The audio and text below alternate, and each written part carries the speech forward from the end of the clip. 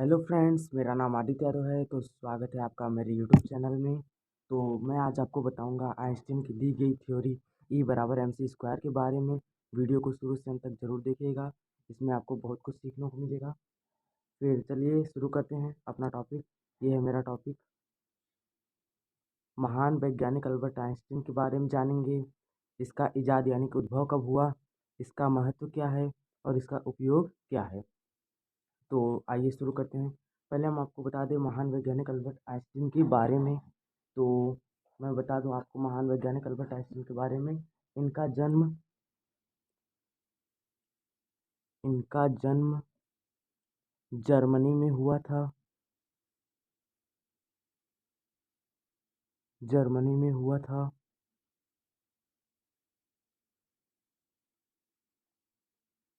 और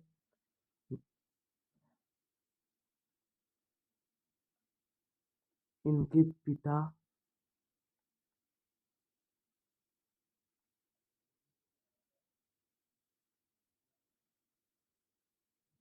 का नाम बहुत ही सुविख्यात है,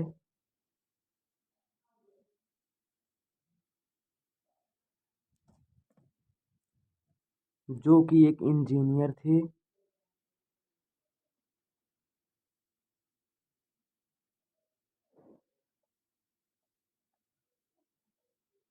इंजीनियर थे और सेल्समैन थे। और सेल्समैन थे।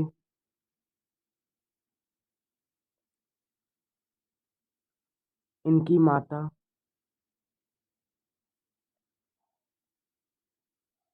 का नाम पॉलिन आइंस्टीन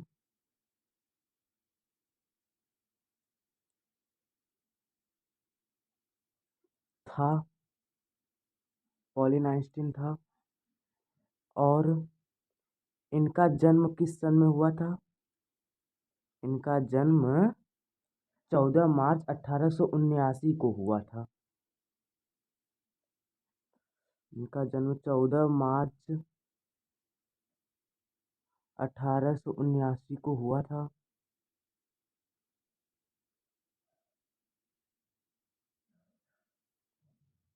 और 14 मार्च 1879 को हुआ था। और इनकी मृत्यु जो हुई थी 18 अप्रैल 1955 को हुई थी। इनकी मृत्यु 18 अप्रैल 1955 को हुई थी।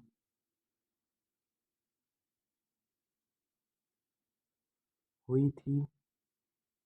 और आप जानते होंगे 14 मार्च 2018 में एक महान वैज्ञानिक थे जिसका नाम था स्टीफन हॉकिंग। उनकी मृत्यु हुई थी। तो ऐसा आपको रहस्य लगता होगा कुछ, ये कोई रहस्य नहीं, यह एक मिथ है। वो हो जाता है कभी कभी। तो 14 मार्च 1879 में इनका जन्म हुआ था। और 18 अप्रैल 1955 को मृत्यु हुई थी। और 14 मार्च 2018 को मृत्यु हुई थी स्टीफन हॉकिंग की। आपको विश्वास ना तो आप गूगल पर चेक कर सकते हैं। और और बता दो कि इनकी इनकी आईक्यू लेवल जो था 140 से 160 के बीच था। इनका आईक्यू आईक्यू आप जानते होंगे। आईक्यू आईक्यू ये ब्रेन पावर मापने की क्षमता है, दिमागी शक्ति को बताता है आईक्यू लेवल। तो 160 से 180 के बीच था। और इनसे ज़्यादा आईक्यू लेवल था वो थे विलियम विलियम करके थे, उनका था। और जब इनकी मृत्यु हुई थी तब इनका मस्तिष्क चोरी हो गया था। जो चोरी किए थे उनका नाम था doctor Thomas Harvey. Doctor Thomas Harvey ji ने आइंस्टीन जी की आइंस्टीन जी की मस्तिष्क को चुरा लिया था। को चुरा लिया था। और इनका दिमाग जब जब इनके दिमाग का मतलब पोस्टमार्टम किया गया तो उसके उपरांत पता चला कि इनका दिमाग कम भारी है। वयस्क पुरुषों के अपेक्षाकृत इनका दिमाग कम भारी था। तो इनका दिमाग जो था, इनकी मस्तिष्क का भार इनके मस्तिष्क का भार मस्तिष्क का भार 1230 ग्राम ही था। ग्राम ही था। इनके मस्तिष्क का भार 1230 ग्राम ही था। और जबकि वयस्क पुरुष का औसत मस्तिष्क का भार होता है वह 1336 होता है। तो आप काउंट कीजिए इनका कितना कम था। इनका बस 1230 ग्राम ही था। जबकि जबकि वयस्क पुरुष के मस्तिष्क का भार 1336 ग्राम होता है। अब कहा नहीं जा सकता कि माना गया है, यह जैव यानी कि बायो में माना गया है, बायोलॉजिकल में माना गया है। ये बताया गया है कि 1336 ग्राम होता है। अब कहा नहीं जा सकता कि 1336 ग्राम होता है, अप्रॉक्स 1336 ग्राम होता है। ये अप्रॉक्स का साइन है।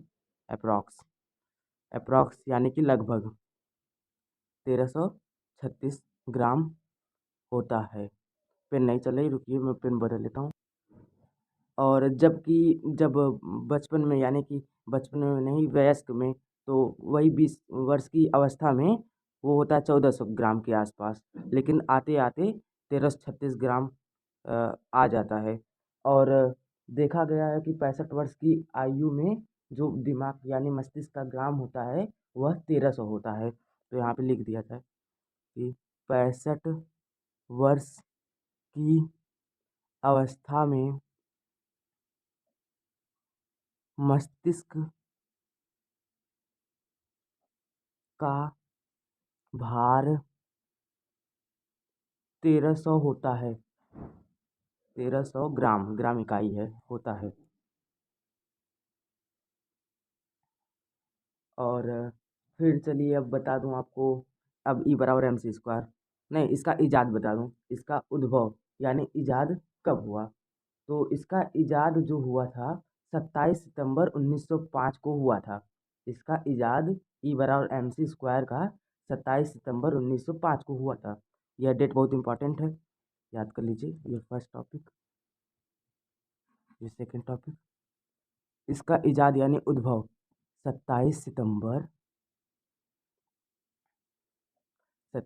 1905 को ई बराबर एम सी स्क्वायर का इजाद हुआ, उद्भव हुआ।